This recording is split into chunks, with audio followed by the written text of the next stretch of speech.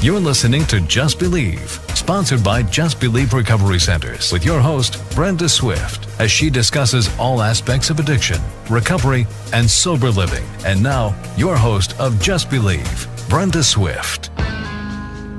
Hi, welcome to Just Believe Radio. I am your host, Brenda, and we are on 900 AM, the Talk of the Palm Beaches, Monday through Saturday at 3 p.m. We do have a hotline, a call-in helpline for anyone that's looking for help for themselves or a loved one, and that number is 877-309-3635. That's 877-309-3635.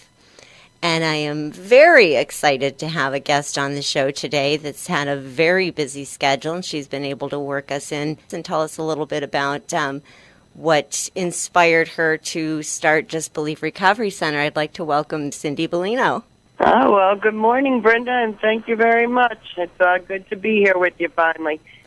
And I've been listening to your show, and it's been fantastic with all of the information that's getting out there to the people about what addiction is really about, and you're doing a great job. Oh, thank you so much, and I'm so glad that you're back in South Florida and able to take a few minutes to share what inspired Just Believe Recovery Center. Oh, no problem. It's a very long story, so we'll make it a little bit of the Reader Digest version. Okay. I started back in 2006, actually, when I knew that there was some very much needed help up in my hometown in Pennsylvania, and I set out to open up a woman's three-quarter way house. I had no idea at the time where my journey in my recovery and in the field of addiction was going to lead me. And so through that is what came upon the journey of opening up a rehab. And the reason for that was I just had seen so many people that were going into detoxes and going into 30-day rehab programs, and it just didn't seem to be working. The fact that I was working with so many addicts that were trying to get clean and that were in recovery and that were going through relapses for years. And so I said, okay, maybe that's what I can do. Maybe I should actually open up a rehab that is based on some of the things that I believe that work and don't work in this field. And there are some good rehabs out there. I'm not saying there's no good rehabs, but we need more. We need more good rehabs. So I set out, and like we all know, a 30-day program doesn't work. A detox by itself definitely doesn't work. And so what we did is we just set out a longer term and steps that help to be able to give people an opportunity to be able to live the rest of their lives out drug and alcohol free, and what we do seems to be working very well. We'll go to, like, people don't understand the disease of addiction. A lot of families, we do a lot of family counseling, and a lot of families, take on this guilt role and don't understand. Well, I sent them to detox, and they came out and they were good for a day or two, and then they started doing the same thing over again. Because that's not the solution. Detox is not the solution. Detox is basically to ease the pain for the body and the mind, to be able to detox the drugs that are in the system that are mind-altering, okay? And to start to get a little moment of clarity so someone can start making a little bit more clear decisions when their mind's not cluttered with drugs and alcohol. Because we seem to forget drugs and alcohol are mind-altering substances. So it's very hard to make a good, healthy decision at that point in anybody's life. That's why they make all the decisions they do make, that people look at them and say they're insane. Well, they are. Right. Exactly. And a lot of people don't understand that when they've been addicted to a substance and it's basically required in their system to keep them from getting sick, that the detox portion is just physically getting the chemicals out of their system. It doesn't approach in any way what actually started them on the path of becoming addicted in the first place. That we do have, it's a medically recognized disease, that the opiate receptors, et cetera, are part of the problem, but there are also emotional and psychological issues that often go along with it. And like you just said, it's a family disease. Everybody works together to keep the addict sick, and nobody in the family realizes that. Yeah, well, exactly, and the family members themselves feel so. If I don't give them money, they're calling me. They're out in the hotel. They don't have any money. They don't have any food.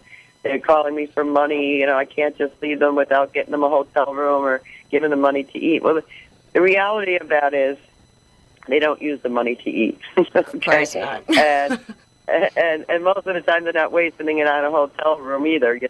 There'll be a group. There's usually a hotel room somewhere that everybody's in there using. The shooting galleries or this, that, and the other thing. It's just part of this disease. It's just some of the symptoms that this disease bring people to places where if their minds weren't altered, they would never do these things. No, okay? They're not dealing with the loved one that they know. Exactly. I mean, you talk to a recovering addict that has some recovery and has their life changed around, and you tell them, I'll give you, for instance, I'll give you $1 million. Go do that again tomorrow. They look at you like you're crazy, like, I can't do that. And of course you can't, because your mind's not altered. Okay? You're not the same person when your mind's altered and when you're living a life of recovery and your mind's clear and you have healthy thoughts and you have some type of belief in something greater than yourself in your life that can restore you and did restore you to sanity at that point of recovery.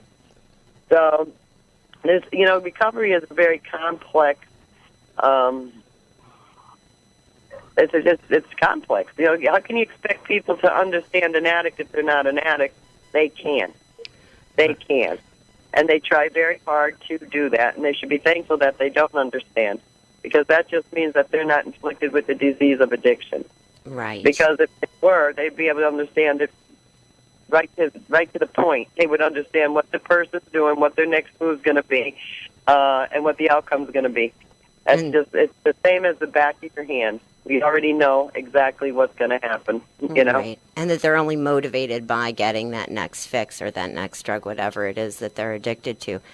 Just for those that are just joining us, we are at 900 AM, the Talk of the Palm Beaches. This is Just Believe Radio, and I'm your host, Brenda. I have Cindy on the phone today. She is the owner of our sponsor, Just Believe Recovery Center, and she's giving us insight and hope as to what brought the facility into her thoughts to start and bring so much hope and help to hundreds of people, and expanding into different areas now to be able to touch a wider amount of people in the areas that are the most devastated by this disease.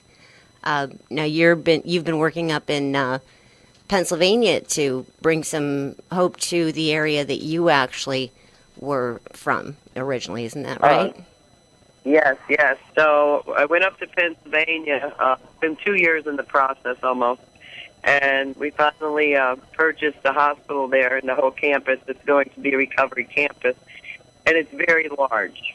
And people look at it and think, like, oh, my God, there's going to be so many people. And there will be, helping a lot of people. But one thing we also believe in is that our communities, like the women's community or the men's community, has to stay small. So inside of this hospital is many, many communities of recovery aspects of the whole disease. Basically, we just like to keep the community small so each individual gets the treatment that they need. But the reason for that is because we have families that need to come in and be part of the treatment, because they also need to have some type of healing going on in the process also. Like I said earlier, this disease affects the family members. It's a disease that affects everybody that these people have been around and have touched in their lives. So we concentrate a lot on that. The most important thing here really is that I know a lot of people don't understand addiction that aren't addicts themselves. But what's very important today is not to turn away. Stop looking as if it doesn't exist, because by doing that through all the years that this has been going on, it's gotten to a point now that there actually is an American epidemic out there. And we can't keep pretending that it's not happening. We have to stand up. We have to understand to the best of our abilities that help is available. And there's the right way to do things and the wrong way to do things. And each and every family member needs to be able to participate in recovery. There's Al-Anon for people to go to. And they're very good groups for family members to go to. Get involved in the family treatment part of your loved one's treatment. Go in and be part of that so you have a better idea, at least, of what this is really about. And people do change. People definitely do change. And one of the things that will start the ball rolling is that they do need to talk to somebody, on a professional level to get an idea of what stage of addiction their loved one is in, if it's a family member or if you're just starting to recognize some issues yourself. Really talking to somebody can help sort out things and get on a path that keeps you from having to reach some of the depths of the stories that you've heard on the show here. And we do have a number for anyone that is looking for help. It's 877-309-3635. And we do need to take a quick break for a word from our sponsor, and we will be right back after the message. At Just Believe Recovery Center, their highly trained staff has a combined 50 years in recovery and is certified to help with each client's individual needs. The program at Just Believe Recovery Center brings those suffering from addiction and their families the understanding needed to begin healing from the devastation and begin the path to a new and fulfilling life in recovery. The staff understands what addiction has done to your family and that no one chooses to become sick. At Just Believe Recovery Center, with a therapeutic process and a caring staff that understands addiction, their clients can choose to become well. Go to justbelieveradio.com for more details and call their 24-hour hotline today, 877-309-3635. That's 877-309-3635 for caring guidance and an end to the pain of addiction now. Just believe there is another chance and call 877-309-3635 today. Welcome back to Just Believe, sponsored by Just Believe Recovery Centers, with your host, Brenda Swift, as she discusses all aspects of addiction, recovery, and sober living. Now, back to your host, Brenda Swift. And welcome back to Just Believe Radio. I'm your host, Brenda, and we do have a helpline that will gives you some assistance in guiding you to what area you might need to look at getting a little bit of insight as to what's going on in your life with addiction or recovery or that of a family member. And it is 877-309-3635. And I am here today again with my my dear friend and the sponsor of the show, Cindy Bellino. Welcome back, Cindy. Hello, everyone. Hello. Good to be here. Now, one of the things that I really wanted more than anything when the show started is to be able to have you on to talk about your own experience and what made this such a powerful endeavor for you to set out and create these places that are able to help so many people. I've watched you. I was, had the gift of being part of the startup of your first center, and to watch just the enormous effect you have to be able to touch people in what's really going on in the world with addiction and your own experience, and bring all these people together to create these centers. And can you tell us a little bit about your own recovery story?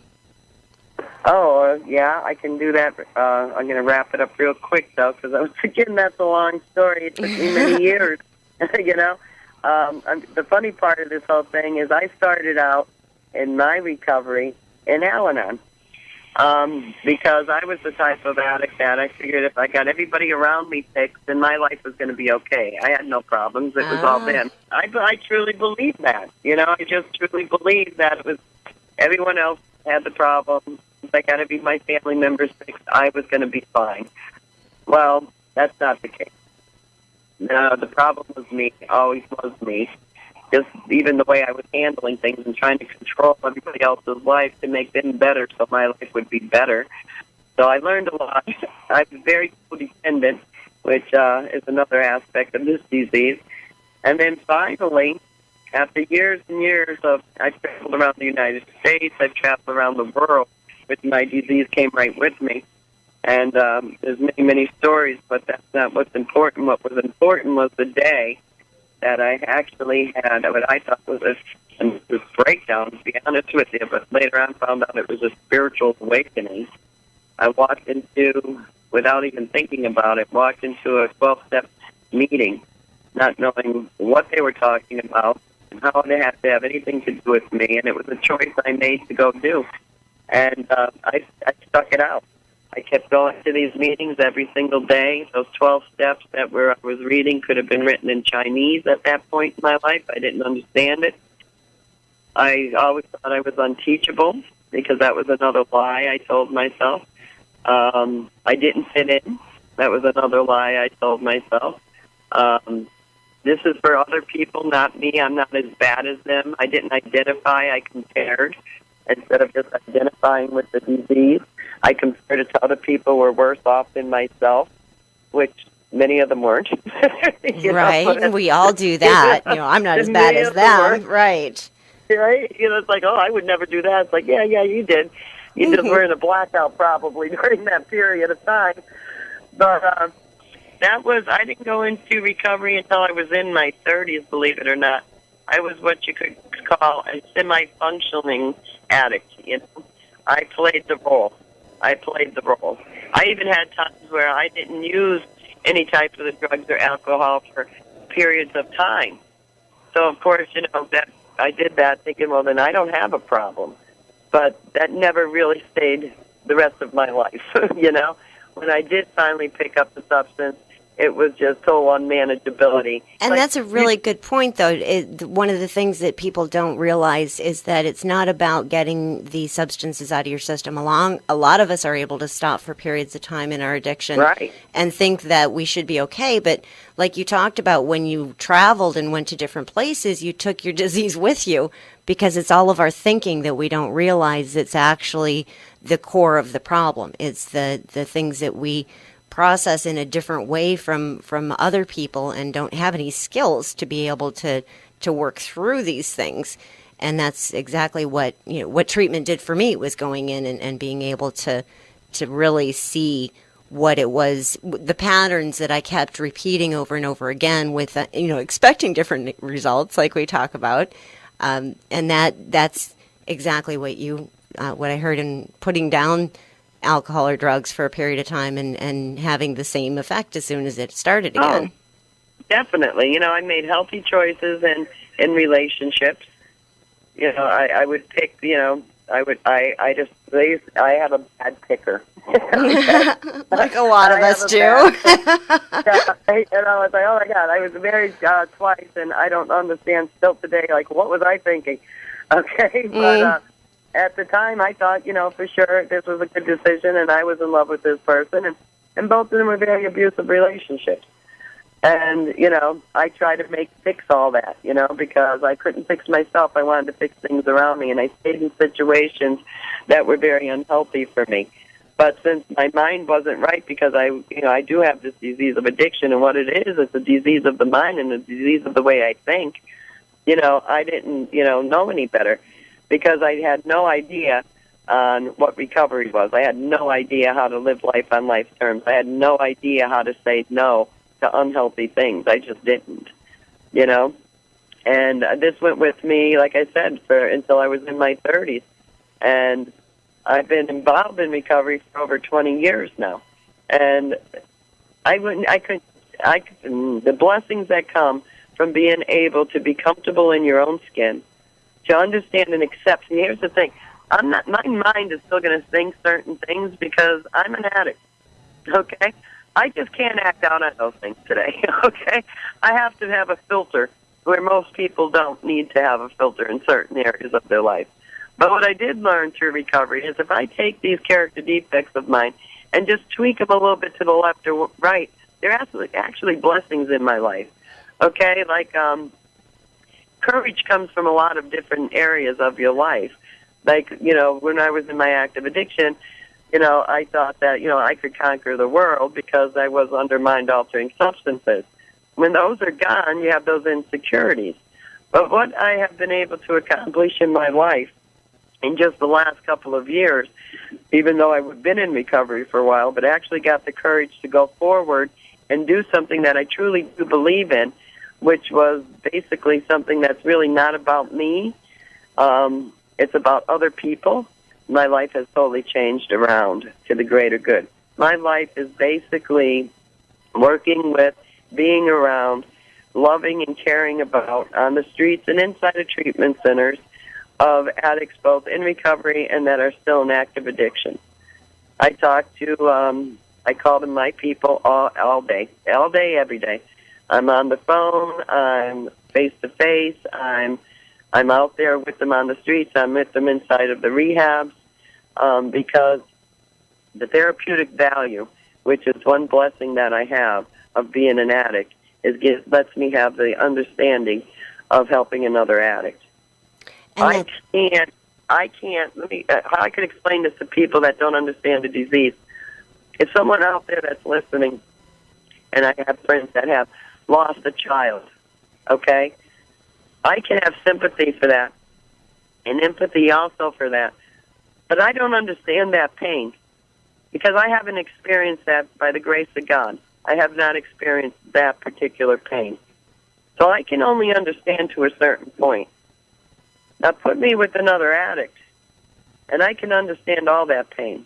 I can understand all those depths of self-hatred, of all those depths of, like, giving up, that life's not worth it, I'm worthless, I can't do this, I'm no good, I'll never be mount up to anything.